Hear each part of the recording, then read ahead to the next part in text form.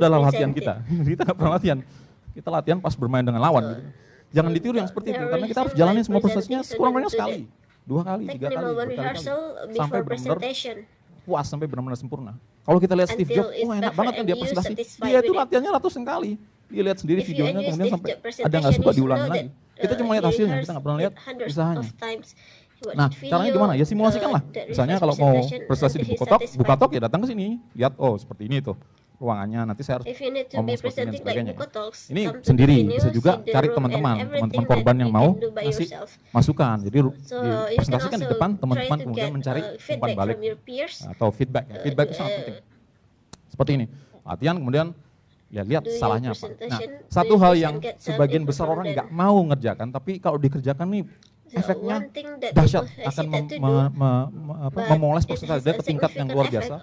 Itu pengalaman saya pribadi, itu adalah melihat video Anda sendiri. Jadi Anda buat simulasi atau pergi ke ruangan sepi, kemudian rekam pakai HP, 5 menit aja, nggak usah lama-lama. 5 menit, mau cek apa, kemudian dilihat lagi. Dan setiap 5 menit itu dianalisis, saya mau memperbaiki bahasa tubuh saya nih misalnya, atau saya memperbaiki tatapan mata saya. Dilihatlah di 5 menit itu apa yang salah, kemudian ulangi lagi sampai benar-benar sempurna, sampai benar-benar puas, kemudian beranjak ke berikutnya. Oh, saya di mana-mana pakai space filler, jadi kebetulan which is literally honestly, dilihat di rekaman itu dilihat, oh berapa kali saya kayak gini nih. Ulangi lagi sampai benar-benar hilang. Dijamin deh, itu akan hasilnya luar biasa. Begitu sudah selesai, ini saya pernah ngalamin sendiri. Misalnya sehari ngerjain itu, bandingin video terakhir dengan video pertama. Itu Anda kaget, ini saya bukan gitu kan. Nah itu sangat penting, jadi jangan remehkan itu kan. Si Dylan kan bilang rindu itu berat, tapi latihan presentasi itu gampang kok. Waktu itu nggak masuk filmnya aja. Nah akhir kata saya sudah rumuskan, buat rumusan yang mudah-mudahan gampang. Jadi kita perhatikan bahannya, racik bahannya sehingga mengikat, kemudian pelajari tekniknya supaya penyampaian itu ringkas, renyah, penuh percaya diri, dan terus latihan supaya dipoles dan memikat semua orang seperti Dylan tadi. Oke, terima kasih.